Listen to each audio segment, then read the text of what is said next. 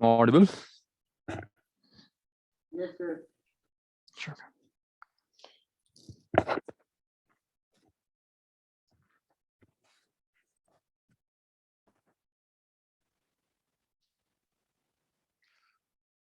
So last topic किया था हमने, टर्बुलेंट फ्लो पे छोड़ा था Sunday.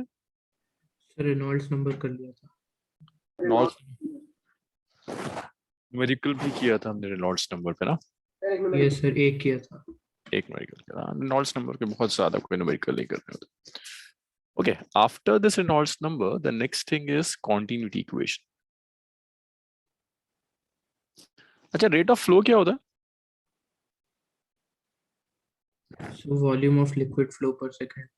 Volume of liquid flowing per second is rate of flow. ये हम डिस्कस कर चुके थे, that rate of flow is volume of liquid flowing per second. अब क्वांटिटी इक्वेशन कहती है, नेक्स्ट है, अच्छा क्वांटिटी इक्वेशन से पहले ideal fluid. Ideal fluid means this is a fluid which is incompressible. Incompressible means इसकी डेंसिटी चेंज नहीं होगी। ऐसा नहीं हो सकता कि आप फ्लूइड को कंप्रेस कर दो और उसकी डेंसिटी चेंज हो जाए। सो पहली चीज यही है, this fluid will be incompressible, ये कंप्रेस नहीं हो सकता, इसकी डेंसिटी चेंज नहीं होगी। दूसरी condition for a fluid to be ideal is it is non viscous, viscosity नहीं होगी। और लास्ट चीज, इट्स इररोटेशनल, दैट मींस ये टर्बुलेंट फ्लो में नहीं है, this fluid should be in streamline. अगर एक फ्लूइड है और वो इन सारी कंडीशंस को सेटिस्फाई कर देता है, इनकंप्रेसिबल भी है, नॉन विस्कस भी है, इररोटेशनल भी है और स्ट्रीमलाइन फ्लो में भी, ऐसे फ्लूइड को आप कहोगे that is an ideal fluid. अब नेक्स्ट देखिए क्वांटिटी इक्वेशन। कॉन्टिन्यूटी इक्वेशन सिर्फ आपको इतना बताएगी कि रेट ऑफ फ्लो कांस्टेंट रहता है। Rate of flow means volume of liquid flowing per second through a fluid constant होगा, ये वेरी नहीं करता, that's quantity equation. Which means कि अगर मैं आपको, ये मैंने आपको एक पाइप दे दिया, यहाँ area of cross section is A1, इस एंड पर जो एरिया ऑफ क्रॉस सेक्शन है that area of cross section is A2, और मैं आपसे कह रहा हूँ इन 1 सेकेंड यहाँ 5 लीटर वाटर एंटर कर जाता है।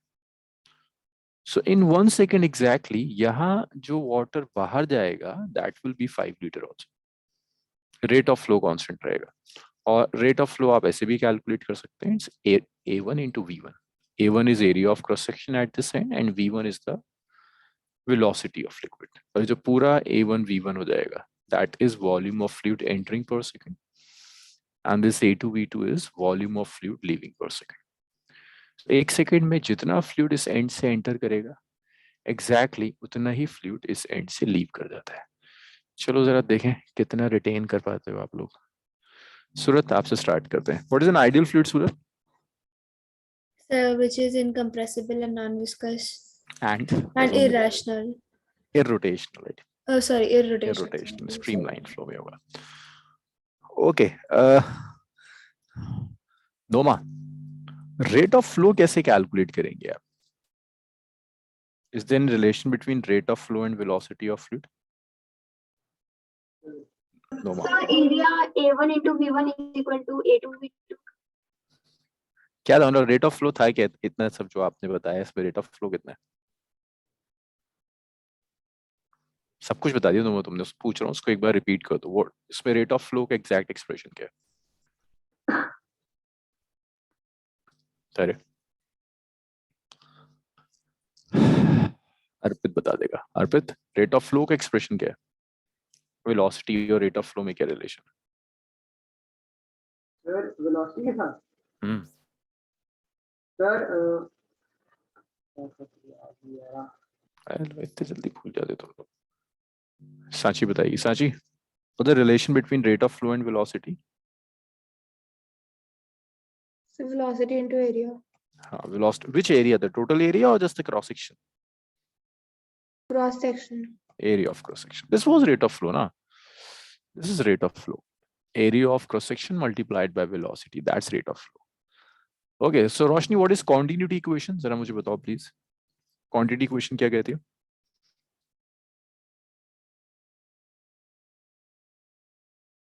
Roshni, what do you mean by continuity equation? Okay. Miraj, what is continuity equation? So during streamline, the flow of non-viscous forces Mhm. is constant. What is constant? What is constant? Which quantity is constant? There's a flow of Rate of flow, yeah. Flow nahi, rate rate of of flow. flow. Rate of Rate of flow means volume of liquid entering per second.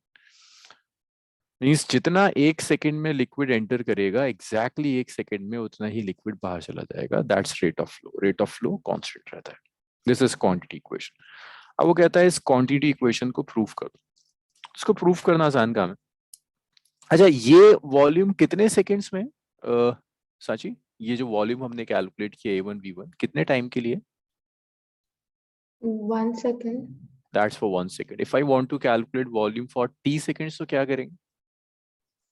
So 1 into t seconds. Will just multiply with T, right? Yes, sir. So देखो वो काम यहीं किया है.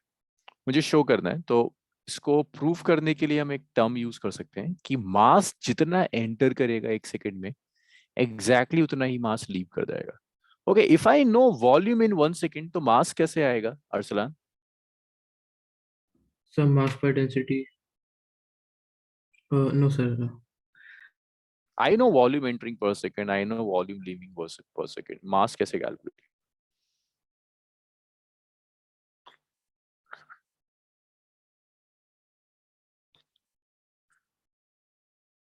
देखो रोशनी, आप बताओगे. I know volume entering per second is A1 V1. Mass कैसे कैलकुलेट करेंगे? Mass entering per second and mass leaving per second. Roshni, Roshni आज स्पॉट ही नहीं करे. सूरज, आप बताओगे.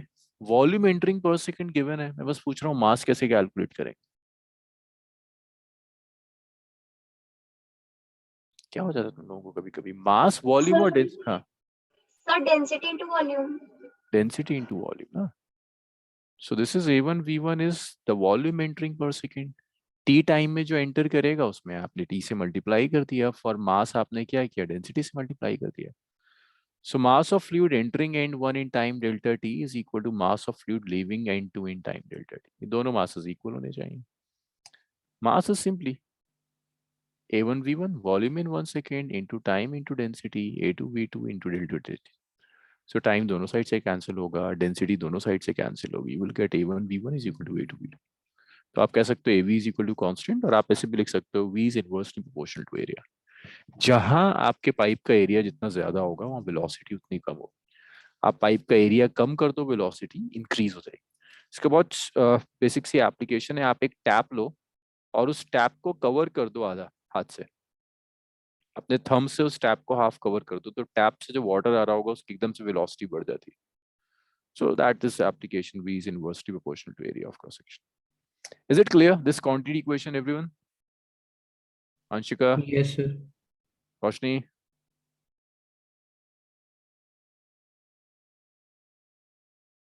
चलिए चलिए मेरी नोट. सॉरी, यहाँ से लिखना है.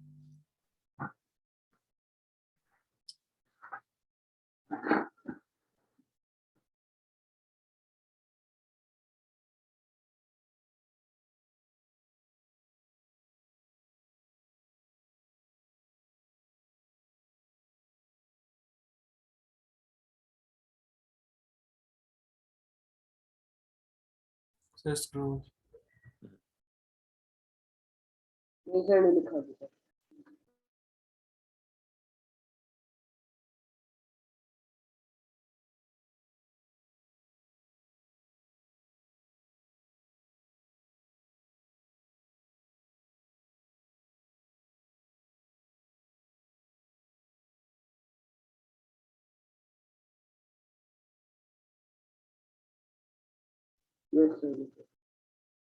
Okay.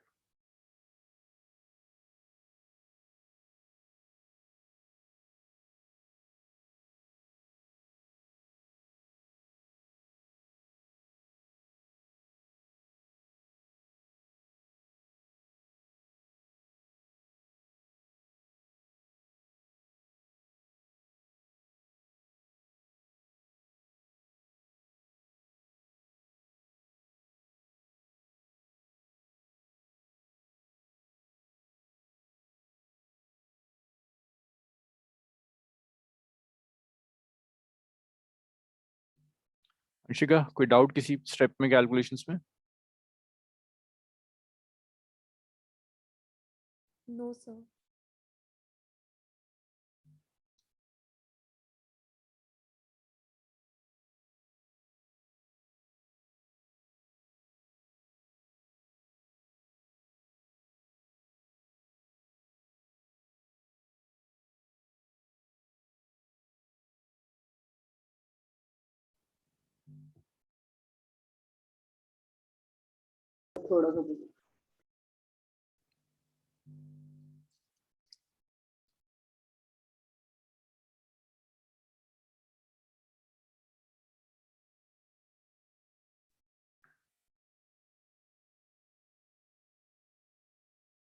Yes, sir.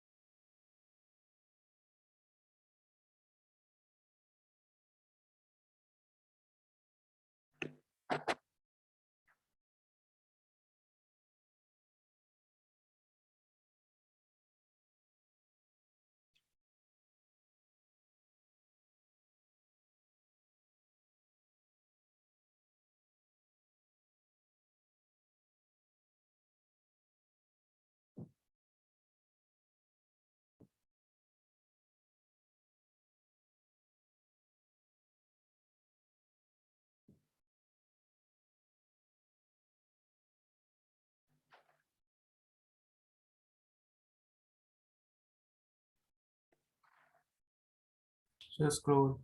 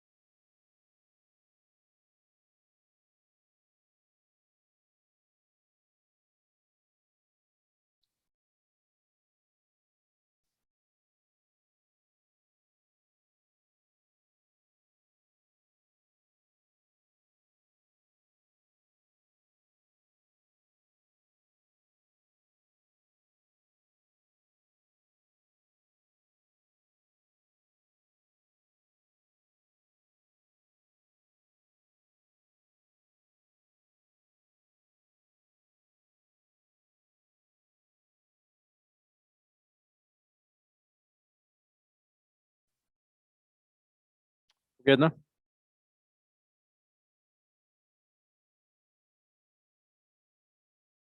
Yes, sir. Yes, sir. अब यहाँ से ना एक कंसेप्चुअल क्वेश्चन आता है. यूजुअली बुक्स में ये क्वेश्चन दिया होता है कि डीप वाटर रन्स स्लो.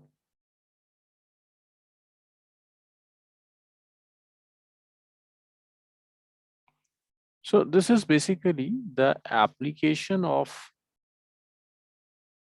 इसको आप यूज कर सकते हो थ्रू क्वांटिटी क्वेश्चन. आप एक्सप्लेन कर सकते हैं. होता क्या, जैसे जैसे आप किसी रिवर में जाओगे ना, विद डेप्थ वो रिवर वाइड होती चली जाती है.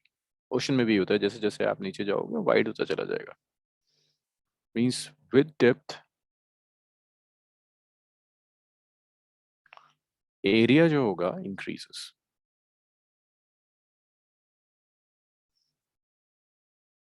आप लिख सकते हो एरिया ऑफ अ रिवर की अगर आप बात कर रहे हो, area of river increases.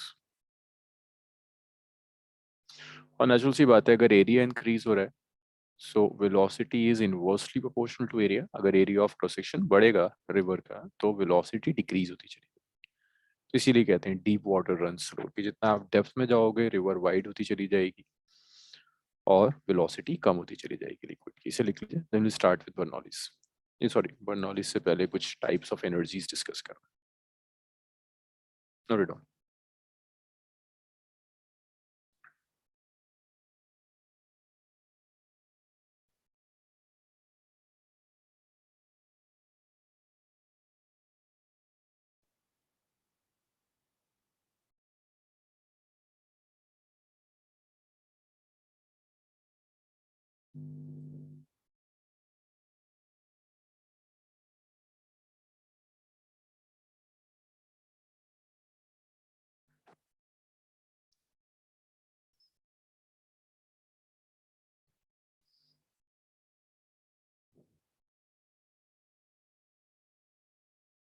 So done.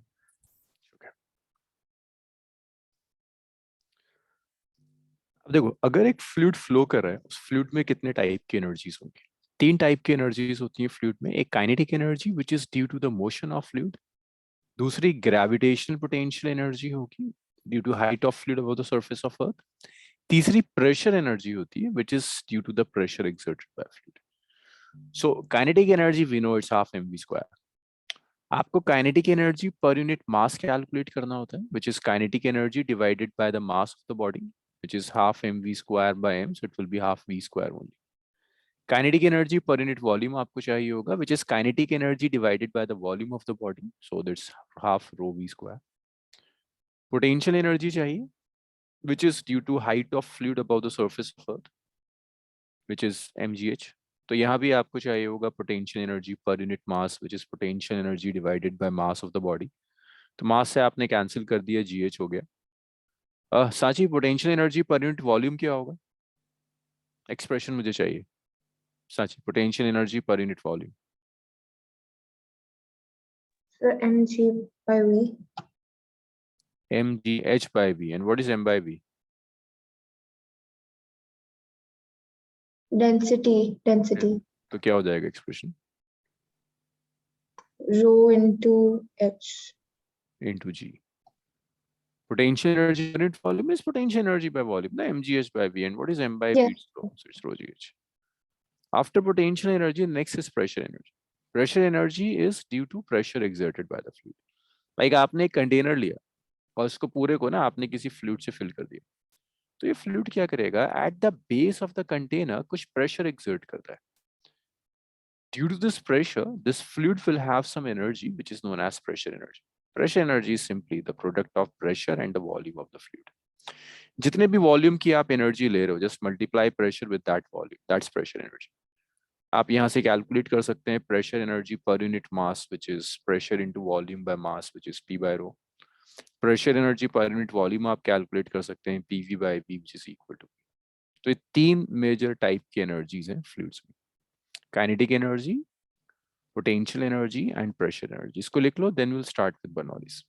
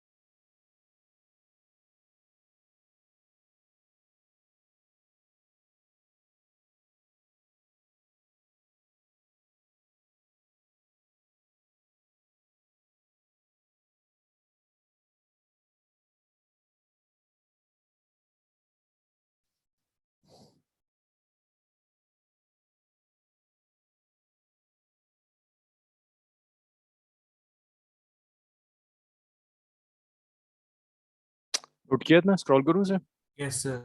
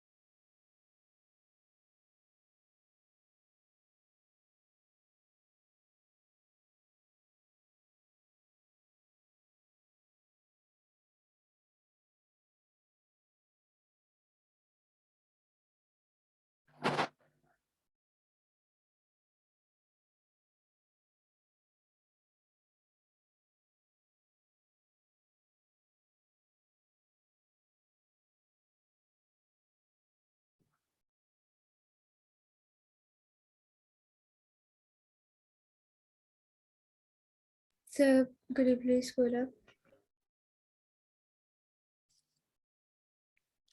कोई डाउट्स में? अरसलान, मिराज, नुमा?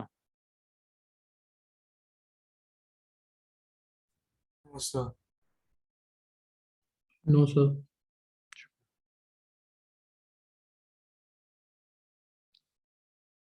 ये कुछ थ्योरेटिकल से सेक्शन से, इसके बाद जो स्टार्ट होगा बर्नौलीज, वहां से न्यूमेरिकल स्टार्ट होता है, major numericals.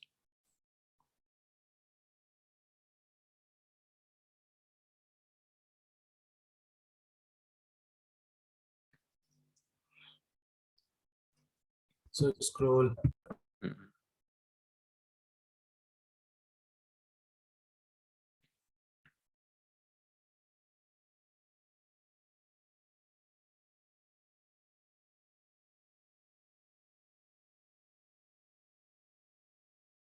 No, sir.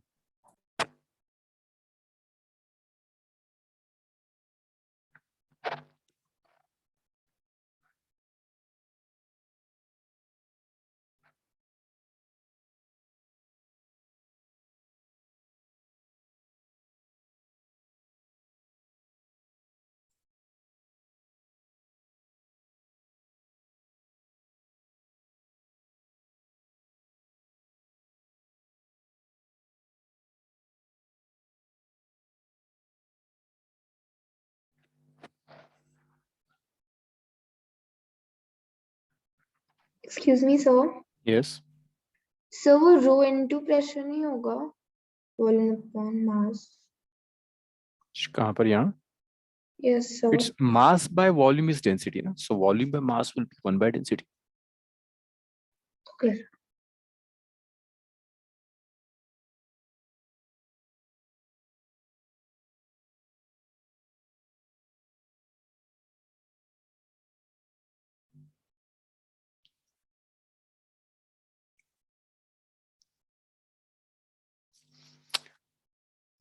Noted, लिख लिया सबने?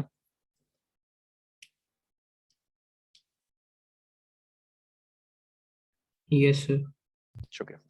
अंशिका, मैकेनिक्स में ना हमने कंजर्वेशन ऑफ मैकेनिकल एनर्जी पढ़ा था, जरा मुझे बताओ what was conservation of mechanical energy in mechanics?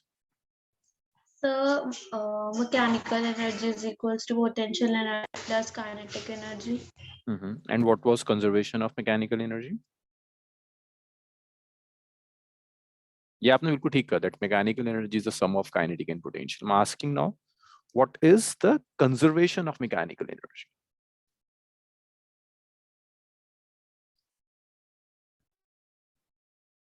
Say initial potential plus initial kinetic equals final initial plus final kinetic. Right. So total initial energy is equal to total final energy, means initial kinetic plus initial potential is final kinetic plus final potential.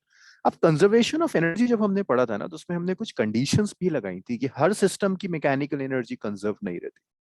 कुछ conditions थी कि system ये condition satisfy करेगा, then the sum of kinetic and potential energy will remain conserve. Surat, आप बताओगी क्या क्या conditions थी? मैकेनिकल एनर्जी कंजर्व रहने के लिए कुछ कंडीशंस थी। अच्छा, सूरत नहीं बताइए। Miraj, Sanchi? Sir, question. Final और initial equal होना चाहिए.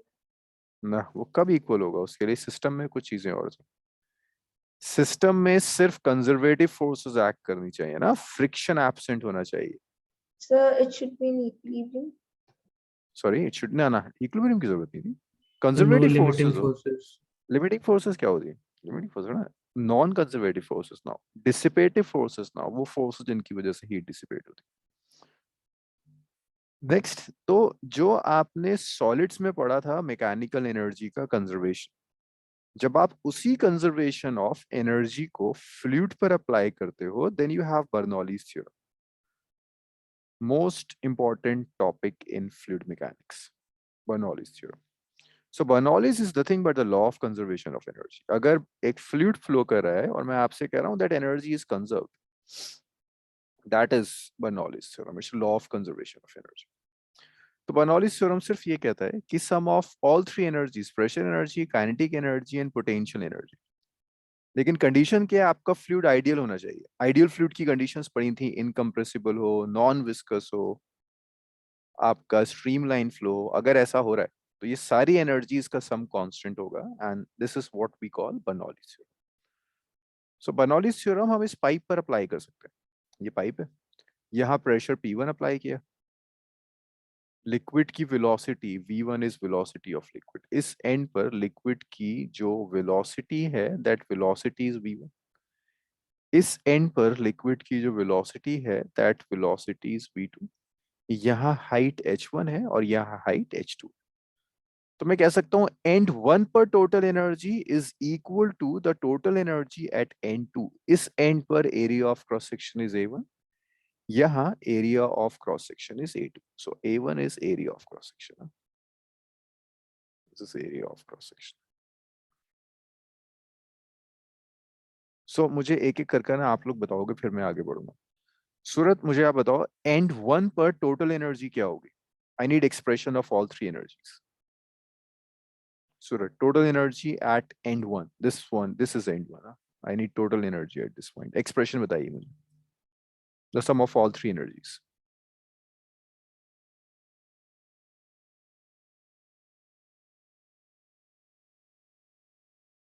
Yes, Surah, I need all three energies at end one.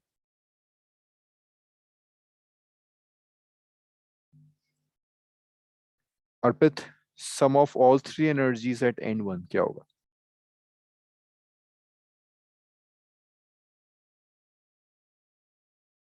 अर्पित, तुम क्लास में हो? हाँ तो बताओ मुझे जल्दी जल्दी। एंड वन पर तीनों एनर्जीज का सम कितना होगा? Sir constant. मुझे एक्सप्रेशन बता दो। काइनेटिक एनर्जी का एक्सप्रेशन क्या होगा, पोटेंशियल एनर्जी का एक्सप्रेशन क्या होगा, प्रेशर एनर्जी का एक्सप्रेशन क्या होगा? Sir half mv square plus pvh plus pv। Plus b. और एन टू पर बता दो अर्पित। एन टू पर, हाँ।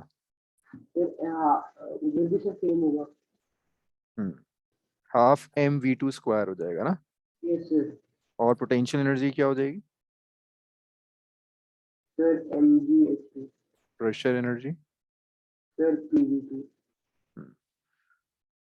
अच्छा, ये तो टोटल एनर्जी बता दी आपको हमने। एनर्जी पर यूनिट मास भी बताया था Sanchi. Energy per unit mass at end one बताओ टोटल क्या होगा? Energy per unit mass at end one. ये सांची एक काम करो, पर यूनिट मास नहीं, पर यूनिट वॉल्यूम बता दो। मैंने लिखवाया है सब ऊपर, एनर्जीज पर यूनिट मास, पर यूनिट वॉल्यूम सब लिखवाया। Energy per unit volume, okay, that's potential energy. And सब काइनेटिक एनर्जी के लिए half rho v square pressure energy, p. तीनों का सम बताओ एट एंड वन और एंड टू पर क्या क्या आएगा? सर एन वन पे हो जाएगा rho g h one plus half rho v one square plus p one, and end two पे rho g h two plus half rho v two square plus p two. Very good. So देखो end one और end two पे total energies constant होगी ना, तो आप लिख सकते हो P1, दैट्स, ये कौन सी एनर्जी है अंशिका? दिस P1 कौन सी एनर्जी है?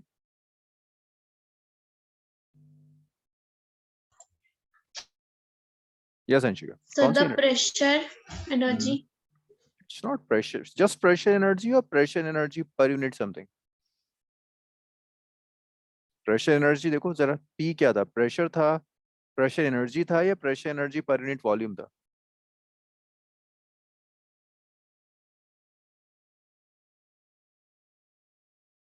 So per unit volume. Per unit volume. So देखिए, pressure energy per unit volume at end one, kinetic energy per unit volume at end one, potential energy per unit volume at end one.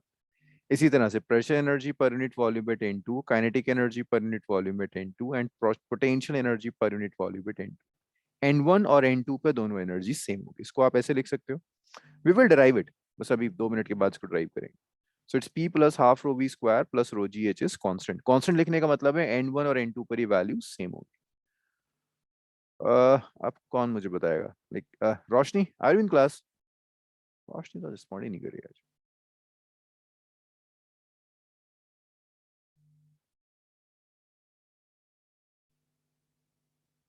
सूरत,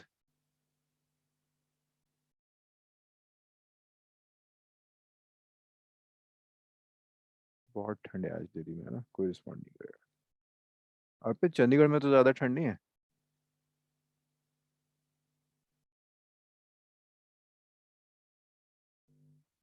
ये भी गया। हाँ जी अर्पित, तुम हो या तुम भी नहीं हो?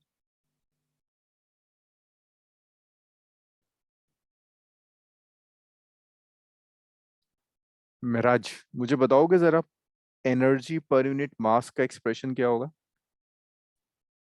So total. जैसे ये एक्सप्रेशन लिखा है ना पर यूनिट वॉल्यूम, ऐसी एक्सप्रेशन बता दो मुझे, पर यूनिट मास क्या होगा? Sir, half rho v square. ओए, हाफ रो वी स्क्वायर क्या था? पर यूनिट मास था, पर यूनिट वॉल्यूम था? Oh, sorry, sir. Half v square hmm plus gh hmm plus p plus pressure by rho. Hmm so अगर आप per unit mass लिखते हो energy, then that will be p by rho plus half v square plus rho g equal to constant. और आप total अगर energies लिखते हो, then it's P v plus half m v square plus m g h equal to constant. अब आप एक काम ये कर सकते हो कि ये जो इक्वेशन नंबर 2 है, इसे जी से डिवाइड कर दो। इस वाले को, ये जो 2 आया था, दिस इज इक्वेशन नंबर 3। आप 2 को जी से डिवाइड कर दो, तो जब आप इसे जी से डिवाइड करोगे, you will get p by rho g plus half v square by g plus g h by g. तो सब कैंसिलेशंस हो गए, so we have p by rho g plus half v square by g plus h equal to constant. अब देखो यहाँ, ये जो आ रहा है, दिस इज हाइट। हाइट को कहते हैं ग्रेविटेशनल हेड। हाइट की एसआई यूनिट क्या होगी Arsalan? What is the SI unit of h? Sir metre. Metre. Anshika, can you guess the SI unit of half v square by ji?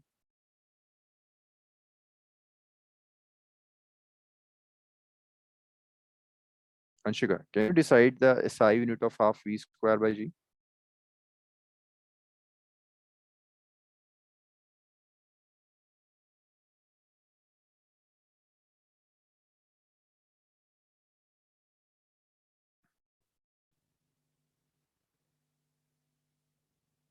No. Okay. Arpit, can you decide the unit of half V square by G?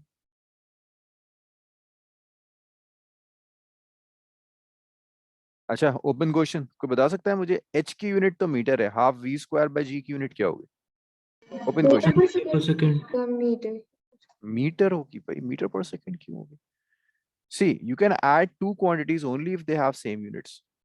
So if the unit of H is meter, तो half metre. V square by G की unit क्या होगी? Metre.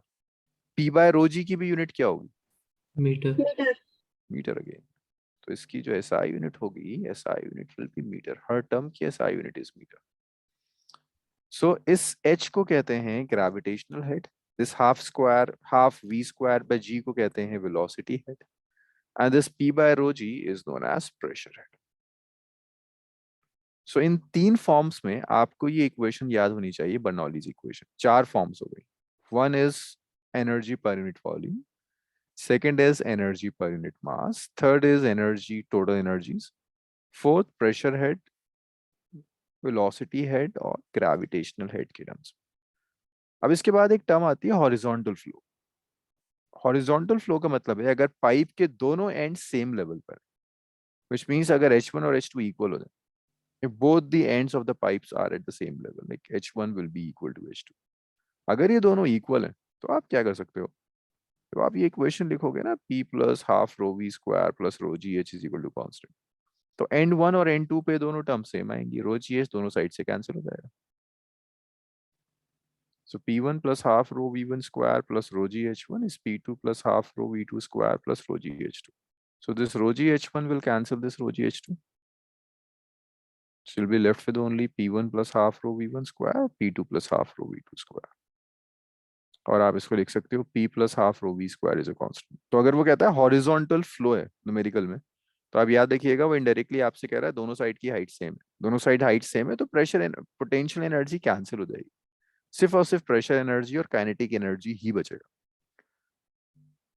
अच्छा, एक चीज और बताओ मुझे नोमा, अगर मैं आपसे कह रहा हूँ इस इक्वेशन में मैं v इंक्रीज कर रहा हूँ और फर्स्ट टर्म और सेकंड टर्म का सम सेम है, कांस्टेंट है, तो फर्स्ट टर्म के साथ क्या होना चाहिए? सर वो भी इंक्रीज होगा। वो भी इंक्रीज होगा। ओके, अर्पित तुम्हें भी ये लगता है? इन दोनों का Yes, सम sir. कांस्टेंट है, if I am increasing v तो p भी इंक्रीज होना चाहिए। Yes, sir. अंशिका, यही होगा? So can you explain once again मतलब जो question था? The question is if I am increasing v here, value of v है, तो p के साथ क्या होना चाहिए so that sum of p and half rho v square is constant? So P will decrease. P will decrease, ना, right? It should decrease. See, if I'm saying that 3 plus 6 is 9, और मैं कह रहा हूँ Yes, सम sir, constant decrease रहना होगा। चाहिए, so if I'm increasing, like इसको मैंने अगर 8 कर दिया तो दूसरी टर्म तो कम हो जाएगी ना, so that it remains constant. So if I'm increasing v, नोमा फिर से आपसे पूछ रहा हूँ, if I'm increasing v तो p के साथ क्या होगा? सर वो डिक्रीज होगा। p decrease हो जाएगा, and if I decrease v तो p increase हो जाएगा. In almost all applications of Bernoulli's theorem जो हम करेंगे, यही कॉन्सेप्ट यूज होता है. जितने भी कंसेप्चुअल क्वेश्चंस आएंगे वो सब इसी से आते हैं कि हॉरिजॉन्टल फ्लो है, एक जगह वेलोसिटी इंक्रीज होगी तो प्रेशर डिक्रीज हो जाएगा. So that was about Bernoulli's theorem. इसमें कुछ डाउट्स हैं किसी के? नोमा, साची? सर तो फिर यहाँ पे P और V इनवर्सली प्रोपोर्शनल में। Right there. चलिए इसको इतना लिखिए, then we will start the derivation of Bernoulli's theorem.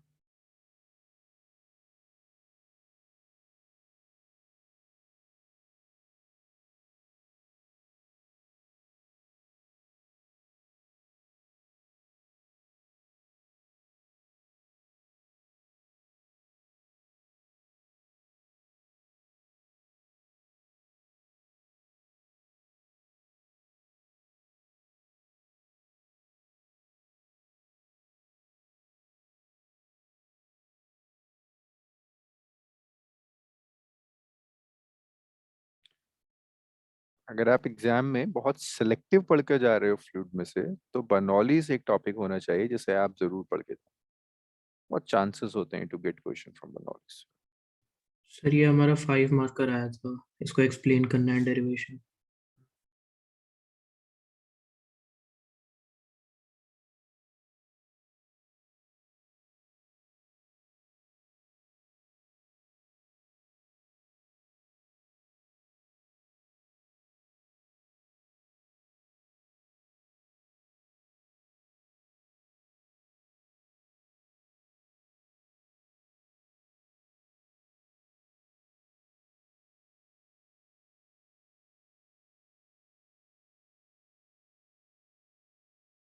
Note किया ना, स्क्रॉल करूं?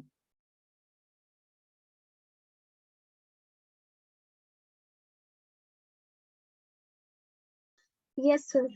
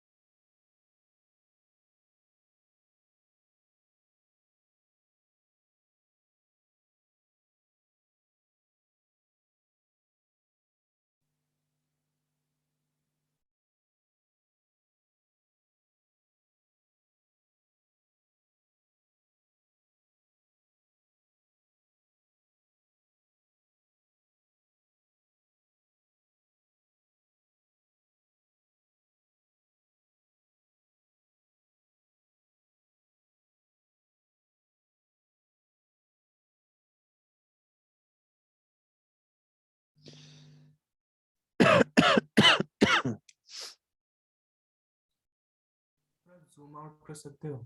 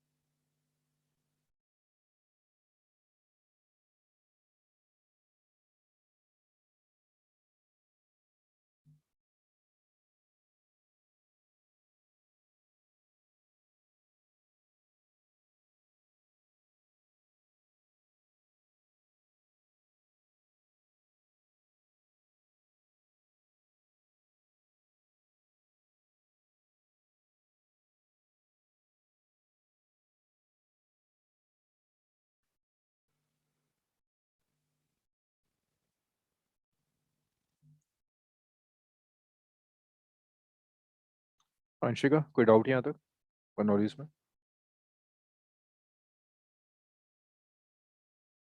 No, No, sir. sir. In one line, Anshika, अगर मैं आपसे कहूँ define Bernoulli's theorem, तो what is Bernoulli's theorem in just one line? So, it is the sum of Mhm. the it is a sum of the potential energy, kinetic energy, and the pressure Mhm. Which remains that is constant, equal है ना? to constant Which is Law of for an conservation. ideal gas. yes, yes, yes. Not an ideal gas, not just for an ideal gas, but for any ideal fluid, है ना? It could be for a gas or a liquid. So basically, law of conservation. of Yeah, energy. law of conservation of energy for an ideal fluid.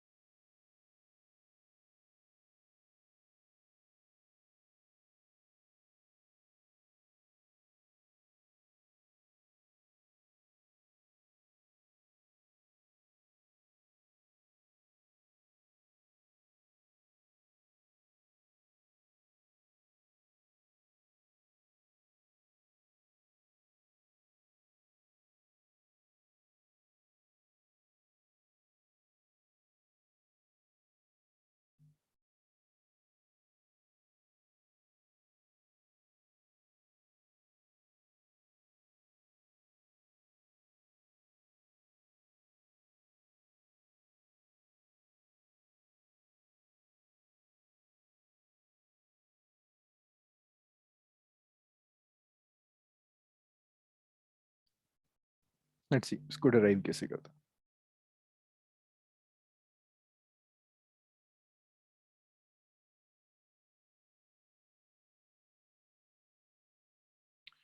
सो देखो Bernoulli's theorem को derive करने के लिए मैं तो एक पाइप ले रहा हूं, लेकिन जरूरी नहीं कि आप सिर्फ पाइप पर अप्लाई करो। एरोप्लेन जब फ्लाइट में होता है तब भी आप बर्नौलीज थ्योरम अप्लाई कर सकते हैं, एरोप्लेन के विंग के नीचे और विंग के ऊपर। सो बर्नौलीज थ्योरम आप किसी कहीं भी अप्लाई कर सकते हो, फ्लूइड जहां फ्लो कर रहा है। लाइक आपके घर में एक विंडो से डोर तक एयर ब्लो कर रही है, आप विंडो और डोर पर आप बर्नौलीज थ्योरम अप्लाई कर सकते हैं। बट डिराइव करने के लिए मैं पाइप यूज कर रहा हूँ, थोड़ा सा सिस्टमैटिक होता है, आसानी से कैलकुलेशन हो जाएंगे। But I am repeating again कि जरूरी नहीं कि आपके पास सिर्फ एक पाइप ही हो तब आप बर्नौलीज थ्योरम अप्लाई करो। सो एक तरफ हाइट h1, दूसरी तरफ हाइट h2। यहाँ area of cross section a1, यहाँ area of cross section a2। Fluid flow कर रहा है, pressure is p1, velocity is v1, और ऐसे ही ये फ्लूइड बाहर तक जाता है, ये वेलोसिटी v2। अब एक बात बताओ, ये जो फ्लूइड फ्लो कर रहा है थ्रू दिस पाइप, ऐसे करके ना कुछ फ्लूइड फ्लो कर रहा है, कुछ फ्लूइड बाहर भी होगा, कुछ फ्लूइड यहाँ बाहर भी निकल गया होगा। तो जो ये फ्लूइड बाहर, मुझे सब कुछ अप्लाई करना है on the fluid which is inside this pipe. तो जो फ्लूइड बाहर है ये अंदर वाले फ्लूइड को इनवर्ट्स पुश करेगा, और जो फ्लूइड यहाँ बाहर निकल गया है ये भी इस फ्लूइड को इनवर्ट्स पुश करेगा। तो यहाँ जो प्रेशर होगा that pressure will be P2। ये इनवर्ट्स पुश करेगा विद द प्रेशर P2 और ये इसको इनवर्ट्स पुश करेगा with the pressure P1। The fluid is moving with some velocity and that velocity is v1। कुछ टाइम डेल्टा t में इस fluid ने कुछ डिस्टेंस कवर किया होगा, that distance is v1 into delta t। Similarly यहाँ भी टाइम डेल्टा t में फ्लूइड ने कुछ डिस्टेंस कवर किया होगा, that distance will be v2 into delta t। So this v1 delta t is distance covered by fluid in time delta t। तो यहाँ भी यही डिस्टेंस है और यहाँ भी इसका मतलब भी डिस्टेंस होगा। अच्छा यहाँ देखो, pressure is acting on the fluid और यहाँ पर this is pressure is applied by the fluid. ये एक एंड से हाइट h1 है, दूसरे एंड से हाइट h2 है। मुझे सिर्फ ये चाहिए total work done on the fluid. I need net work done on the fluid. तो देखो फ्लूइड पे जो टोटल वर्क डन होगा वो एंड 1 का भी वर्क डन होगा और एंड 2 पर भी जो वर्क डन है वो वर्क डन आएगा। अब उस वर्क डन के लिए आप लोग मुझे कुछ बताओगे। अंशिका, ये जो फ्लूइड है विद इन द पाइप, इस पर प्रेशर एक्ट कर रहा है P1, एरो आपको बता रहा है प्रेशर का डायरेक्शन। मुझे फोर्स का डायरेक्शन बताओगे, फोर्स कहाँ एक्ट कर रही है ओवर द फ्लूइड, राइट में और लेफ्ट में? अंशिका। Sir right. और ये वाला जो N2 है यहाँ पर फोर्स कहाँ एक्ट कर रही होगी? Sir left. लेफ्ट में। तो दोनों एंड्स पर फोर्स का डायरेक्शन ऑपोजिट है, तो आप कंक्लूड कर सकते हो कि दोनों एंड्स पर जो वर्क डन होगा वो वर्क डन का साइन अलग होगा। So you can say that net work done on the fluid is W1 minus W2। So the net work done on the fluid is, देखो W1 कैसे calculate करेंगे। Pressure on the fluid is P1, area of cross section is A1। तो force कितनी act कर रही है अर्पित? अच्छा मैं स्टेप्स लिखूं यहाँ? तो डायरेक्शन तो सेम होगी ना वर्क डन की? वर्क डन तो स्केलर है ना बच्चा। सर नहीं, मतलब जैसे फोर्स और उधर सेम डायरेक्शन में ही आ रहा है। फोर्स तो ऑपोजिट डायरेक्शन में। देखो फोर्स यहाँ राइट में एक्ट कर रही है, यहाँ लेफ्ट में। डिस्प्लेसमेंट दोनों में सेम डायरेक्शन में, तो आप है ना यहाँ पर डिस्प्लेसमेंट इस डायरेक्शन में, यहाँ भी फ्लूइड का डिस्प्लेसमेंट इसी डायरेक्शन में। एंड 1 पर force and displacement of fluid are in same direction. End 2 पर फोर्स लेफ्ट में एक्ट कर रही है, डिस्प्लेसमेंट राइट में, तो force and displacement of fluid are in opposite direction. So here work done is positive, here work done is negative. तो W1 को आप लिख सकते हो, this is force on fluid at end 1 multiplied by distance of fluid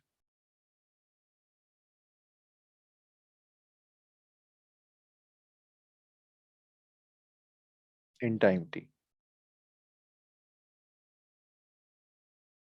minus W2 क्या होगा, same होगा जो यहाँ था, बस एंड 1 की जगह एंड 2 आ जाएगा। अभी कुछ कुछ हेल्प मेरी आप लोग करोगे। नोमा जरा बताओ मुझे, इस एंड पर फोर्स कितनी एक्ट कर रही है? प्रेशर गिवन है P1, area of cross section A1, force कितनी एक्ट कर रही है? So pressure into area. तो इस एंड पर जो फोर्स होगी दैट्स P1 into A1। कितना डिस्प्लेसमेंट कवर कर रहा है fluid? V1 into delta T. V1 into delta T। So work done is force into displacement, तो V1 into delta T minus W2 चाहिए मुझे। साची बताओ जरा मुझे, N2 के ऊपर फोर्स कितनी एक्ट कर रही है ऑन द फ्लूइड? So किसके N2? The force on the fluid, pressure is P2, area of cross section is A2, force कितनी होगी? So distance of fluid होगा। फोर्स कितनी होगी? You have pressure, you have area, force कितनी So आएगी? P2 into A2. और distance कितना cover किया फ्लूइड ने? Delta T. V2 delta T। That's my first equation. Is it clear? ये स्टेप क्लियर है अंशिका, मिराज? Sir, अंशिका ये स्टेप क्लियर है? इसके बाद तो बहुत trivial calculation. Yes, sir. Okay. So now what we can do is we can take this delta T is common. So this is P1, A1, V1 minus P2, A2, V2 and we take this delta T as common.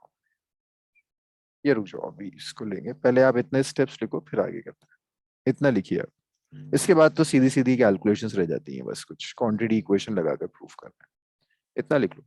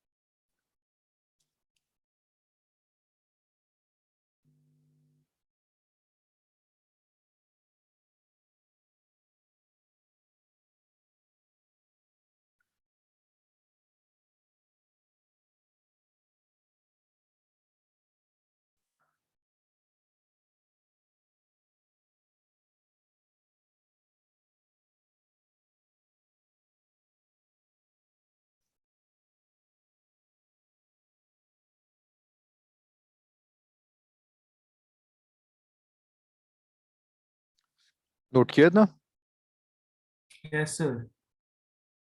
Anshika, हो गया ना?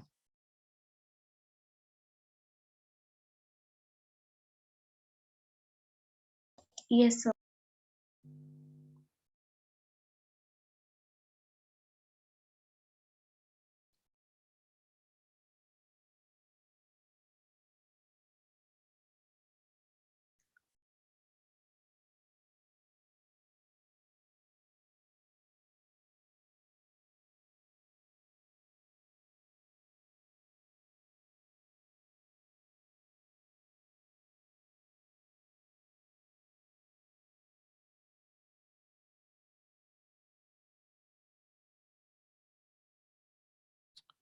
Okay, कोई method है जिस method से आप a1 v1 और कोई ऐसा इक्वेशन, कोई ऐसी थ्योरम पढ़ी है जो a1 v1 और a2 v2 को कनेक्ट कर सकता हो?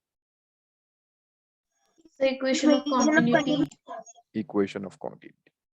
So this is first equation. So you can say that using equation of continuity,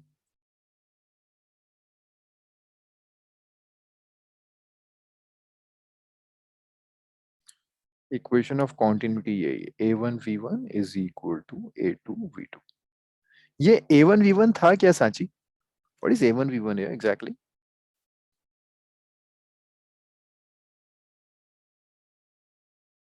The fluid cup rate of flow. Rate of flow means volume of liquid flowing per second. अगर इसे मैं delta T से multiply कर दूं, यहां भी multiply कर दूं और यहां भी मल्टीप्लाई कर दूं, ये क्या हो जाएगा अब Sanchi? The net volume. Volume. A1 V1 is volume flowing in 1 second multiplied by delta T. This is V, which is volume of fluid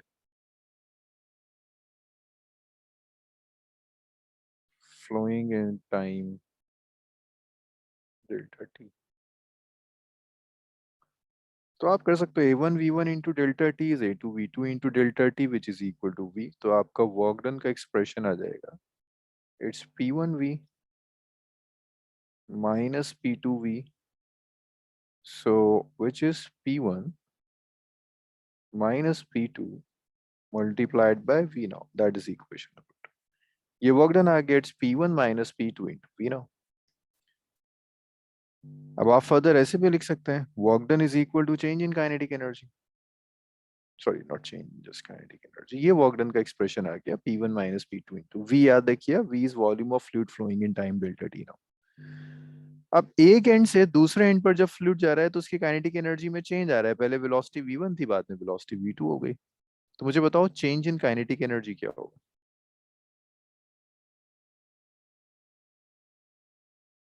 change in kinetic energy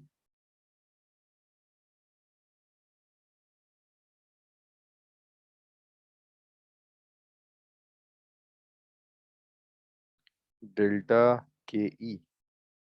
So change in kinetic energy is half m V2 square minus half m V1 square. That's equation number 3.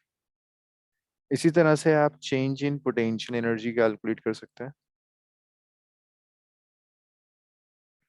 Delta U आप कह सकते हो, which is mgh2 minus mgh1. That is equation number 4. अब जो भी आपने work done किया, due to this work done kinetic energy में भी चेंज आया, पोटेंशियल एनर्जी में भी चेंज आया. तो आप ऐसे लिख सकते हो कि जो भी आपने वर्क डन किया, not work, net work done on fluid. तो फ्लूइड पर आप जो भी वर्क डन कर रहे हो, that work done is change in kinetic energy of fluid and change in potential energy of fluid. तो आप वर्क डन का एक्सप्रेशन यहाँ से लिख सकते हो, इट्स P1V minus P2.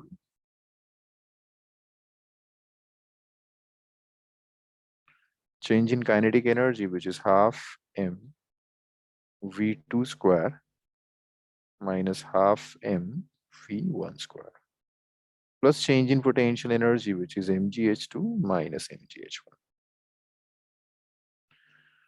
अब सब लेफ्ट 1 1 वाली टर्म लेफ्ट में ले जाओ. So it's P1V plus half m V1 square plus mgh1 is P2V plus half m V2 square plus mgh2. It's equation number 5. So देखो, this is total energy at end 1, this is total energy at end 2. आप चाहो तो per unit volume के लिए you will divide the whole equation by V.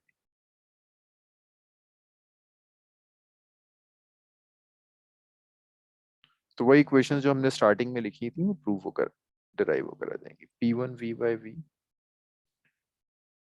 half m V1 square by V plus mgh1 divided by v is p2v by v, half m v2 square by v, mgh2 by v. So we will cancel this v, so we are left with just v1 plus half rho v1 square plus rho gh1 is p2 plus half rho v2 square plus rho gh2. और इसे आप ऐसे लिख सकते हैं, p plus half rho v square plus rho gh is equal to constant. This is the आप कह सकते हो this is energy per unit volume जो कंजर्व्ड है. सो इतना आपने लिख लिया था, इसको लिखना शुरू कीजिए. तो आप यहाँ से किसी भी फॉर्म में कन्वर्ट कर सकते हैं. टोटल एनर्जी आ गई, मास वॉल्यूम से डिवाइड कर दीजिए तो पर यूनिट वॉल्यूम आ गया, मास से डिवाइड कर देते तो पर यूनिट मास आ जाता. सो this is small derivation of Bernoulli से. इसमें मुझे डाउट्स बताते जाना, जहां जहां डाउट्स आ रहे हैं लिखते जाओ, और जहां जहां डाउट्स आए मुझे बताइए. Will do few numericals of it.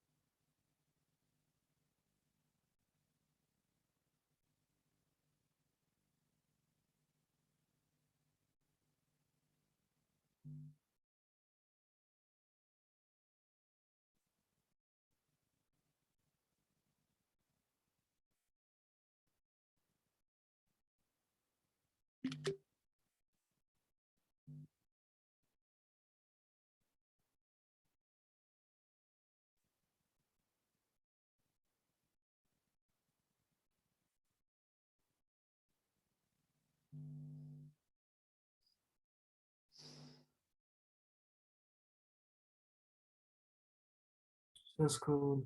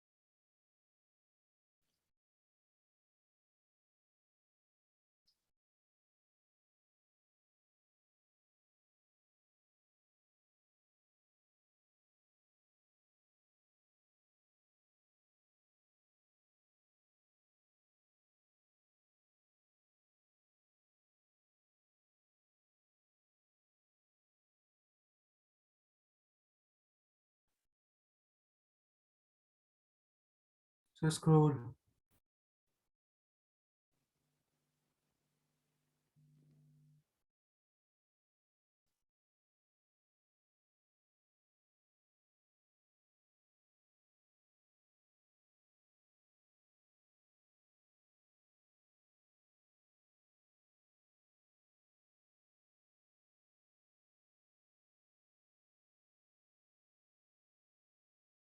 Sir एक सेकंड मेरे को देना. Yes, sir, yes, sir, that's it.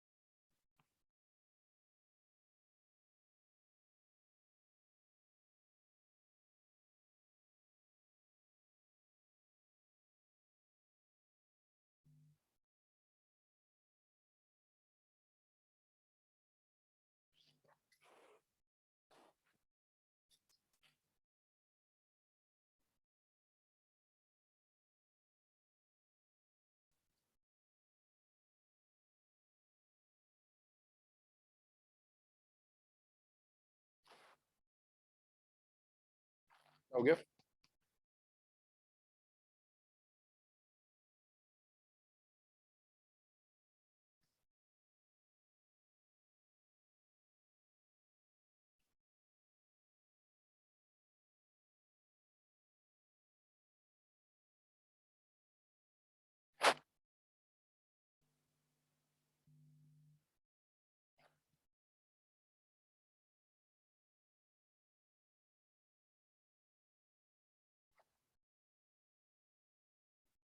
अच्छा, मुझे इसमें ना इसके बाद वो आपसे कहता है बर्नौली थ्योरम की एप्लीकेशंस, लिमिटेशंस लिखो, लिमिटेशंस ऑफ बर्नौली।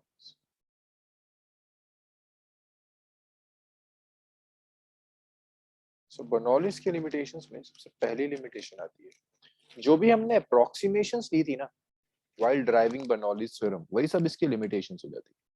तो सबसे पहली अप्रोक्सीमेशन थी आइडियल फ्लूइड होना चाहिए, नॉन विस्कस हो, तो अगर विस्कोसिटी है तो बर्नौलीज वैलिड नहीं है। इनकम्प्रेसिबल होना चाहिए, अगर कंप्रेसिबल फ्लूइड है तो वैलिड नहीं है। स्ट्रीमलाइन फ्लो में होना चाहिए, अगर टर्बुलेंस हो तो वैलिड नहीं है। तो बस आप यही सब लिख सकते हो। पहला, not valid for viscous fluid.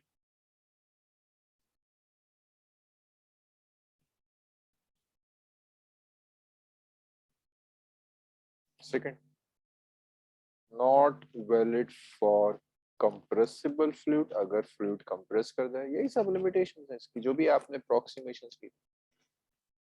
Third, it's not valid for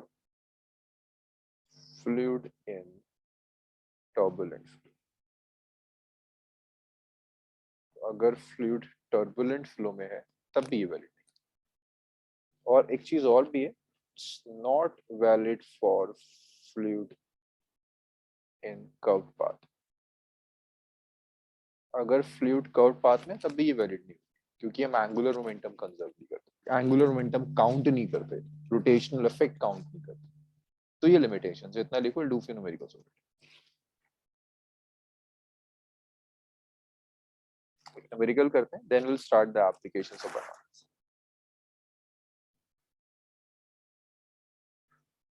winter break start हो गया आप लोगों के? सर कल से।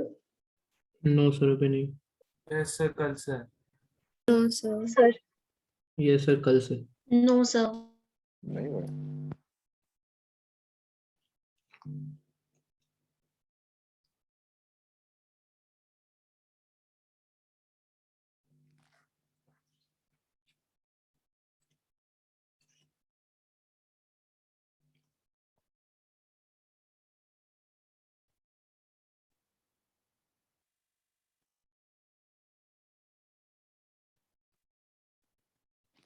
नोट कर लिया, स्क्रॉल करो।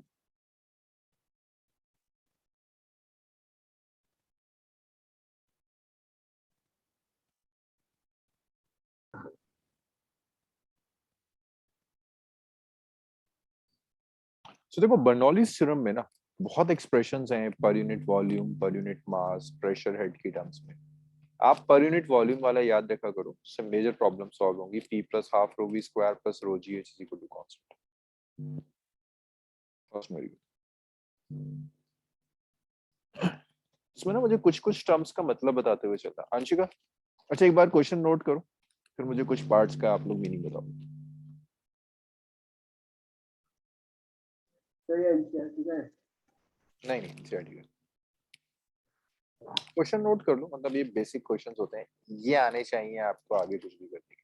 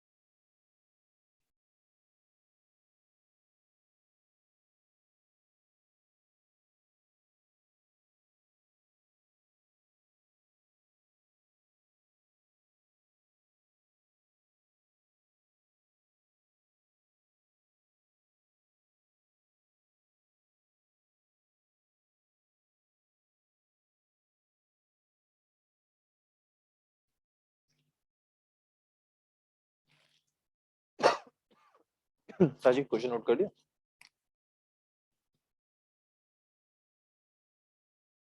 नो सर, कर रही हूँ।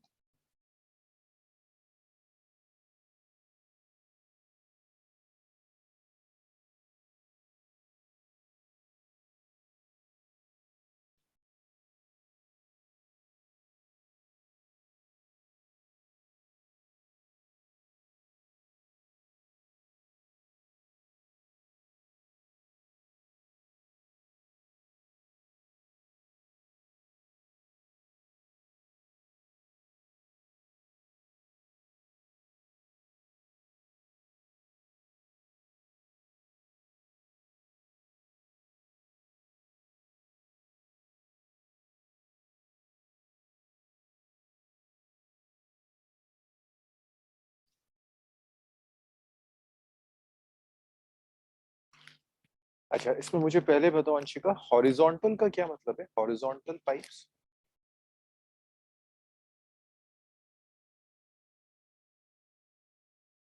अंशिका, अभी अभी हमने डिस्कस किया था, मे बी 10-15 मिनट्स पहले। हॉरिजॉन्टल का क्या मतलब है?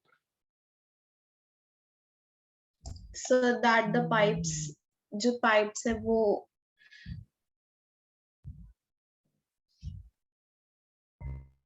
साची सर एक एन बड़ा होगा, जो सेकंड एन होगा, जो फर्स्ट एन है वो छोटा है, सेकंड एन बड़ा। Horizontal So the height below the pipes are equal. height of both the ends of the pipe, h1 is equal to h2, that's the horizontal, h1 और h2। so एक side का जो diameter है that is 3 centimetre, दूसरी side का जो diameter है that is 6 centimetre. Anshika ये डायमीटर कहाँ यूज होगा? अब डायमीटर क्यों दिया है? डायमीटर से आप क्या कैलकुलेट कर सकते हो? बताएगा मुझे? ओपन क्वेश्चन, डायमीटर क्यों दिया उसने? डायमीटर से क्या हेल्प मिलेगी? For area. यस, रेडियस मिलेगा, वहां से एरिया ऑफ क्रॉस सेक्शन मिल जाएगा। Okay, in first pipe the speed of water is 4 metre per second, means यहाँ पर जो वेलोसिटी v1 है that's 4 metre per second and pressure is this, तो यहाँ जो प्रेशर है p1 that's 2 into 10 raised to the power 4 newton per metre square. यहाँ चाहिए आपको स्पीड क्या होगी और यहाँ चाहिए आपको कि प्रेशर की स्पीड और प्रेशर क्या होगा। इसके लिए आप एक काम करो, बर्नौली थ्योरम अप्लाई कर दो। P1 plus half rho V1 square is P2 plus half row V2 square. देखो हॉरिजॉन्टल फ्लो यूज कर रहा हूं मैं, अगर आप तो लिखने की जरूरत नहीं है, अगर आप रो जी एच यूज भी करोगे तो भी कैंसिल हो जाएगा। देन हॉरिजॉन्टल फ्लो, मैंने अभी लिखा है तो हॉरिजॉन्टल फ्लो है तो हाइट कैंसिल हो जाएगी। Rho g h one is P2 half rho V2 square plus rho GH2.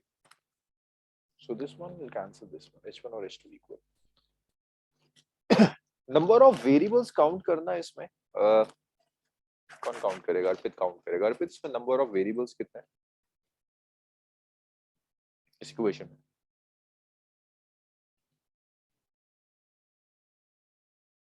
कितना टाइम लगता है काउंट करने में? नोमा बता दीजिए। नोमा, कितने वेरिएबल्स हैं इस इक्वेशन में? 2 वेरिएबल। देखो P1 गिवन है, V1 गिवन है, वाटर है तो डेंसिटी नोन है।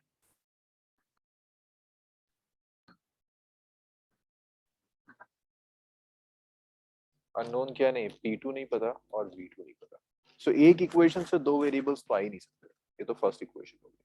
कोई और मुझे बता सकते हो कोई और इक्वेशन? क्योंकि मेरे पास वेरिएबल ज्यादा है इक्वेशन का। एक और इक्वेशन का बना सकते हो?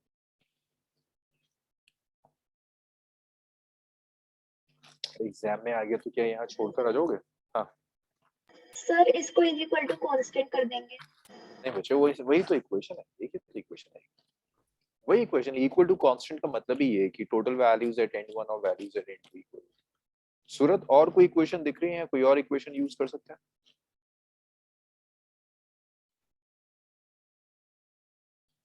Continuity equation A1 V1 is 8। Always remember this कि बर्नौलीज में अगर आप कहीं जाकर अटक जाओ और आपको लगे हो कि नंबर ऑफ वेरिएबल्स ज्यादा है, इक्वेशंस कम है, तो याद रखना है कि क्वांटिटी इक्वेशन हमेशा काम आती है। A1 V1 is equal to A2 V2। सो देखो A1 क्या हो जाएगा? अर्पित वैसे तो गाने सुना रहे हैं, तो मैं कुछ क्वेश्चन पूछ रहा हूँ उसका आंसर नहीं देता। A1 is pi r square, r होगा, this is pi r1 square, V1 is pi r2 square। R1 को आप लिख सकते हो डायमीटर का स्क्वायर इंटू R2 को आप लिख सकते हो फिर से डायमीटर का।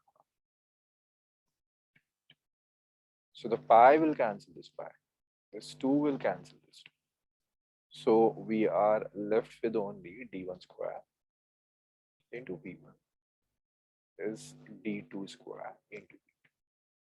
So जब आप वैल्यू सब्स्टिट्यूट करोगे, d1 is 3 and d2 is 6, 3 square into v1, v1 कितना था?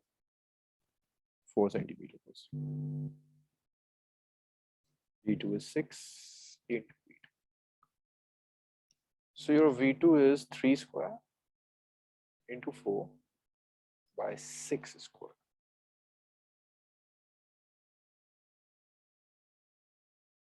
So that's 1 v2, that's your v2। अब आप सिर्फ इतना कर सकते हो कि v2 को आप 1 में सब्स्टिट्यूट कर सकते हो।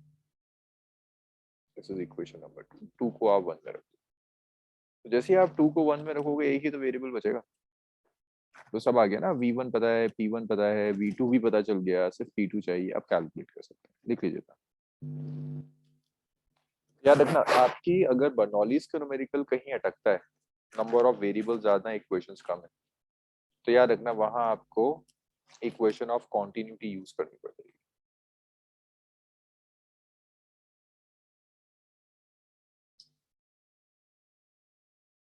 तो रिपीट कर सकते आपने क्या बोला? दोबारा दोबारा बताओ मेरा। आप रिपीट कर सकते क्या बोला आपने? हाँ, मैंने कहा अगर आपके पास बर्नौलीज के न्यूमेरिकल्स में नंबर ऑफ वेरिएबल्स ज्यादा हो जाता है, तो याद रखना कॉन्टिन्यूटी इक्वेशन आप यूज कर सकते हैं, बहुत हेल्पफुल होगी। Sir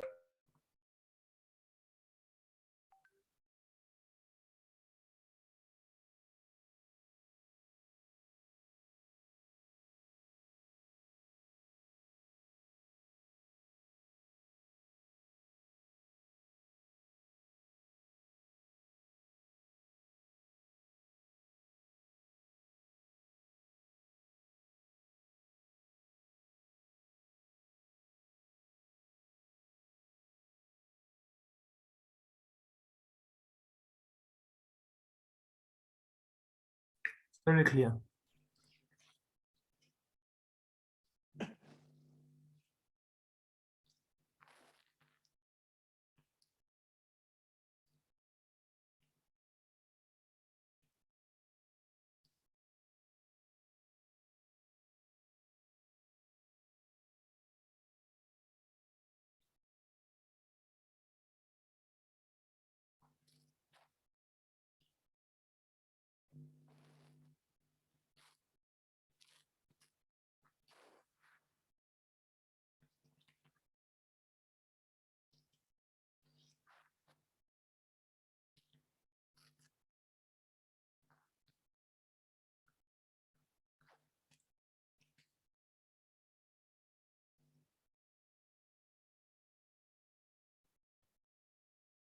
Okay, Aslan.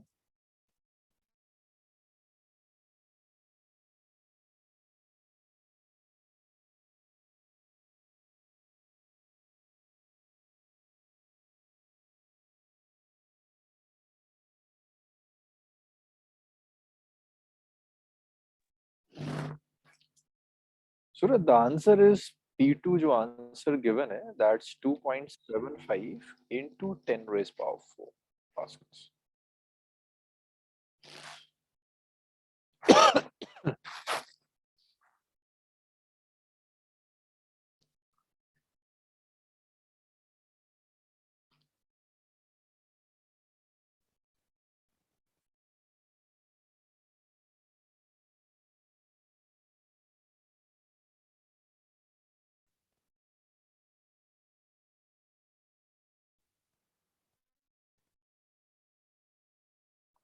ये आएगा pressure. ये values होंगी pressure.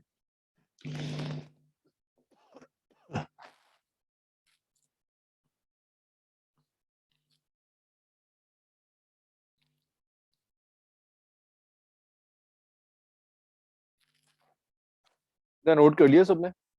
Noma, Arslan, Arpit. Yes, sir. Okay, so this is Bernoulli's complete हुआ. अब इसके बाद just application से Bernoulli's की, that will start in the next class. Thursday we'll finish with the applications of Bernoulli's. Okay, so let's stop here. Next class. Sir नीचे scroll कर दीजिए. Okay sir. Okay, thank you. Bye. Thank इसको you. Workout करना 2.75 into 10 is powerful.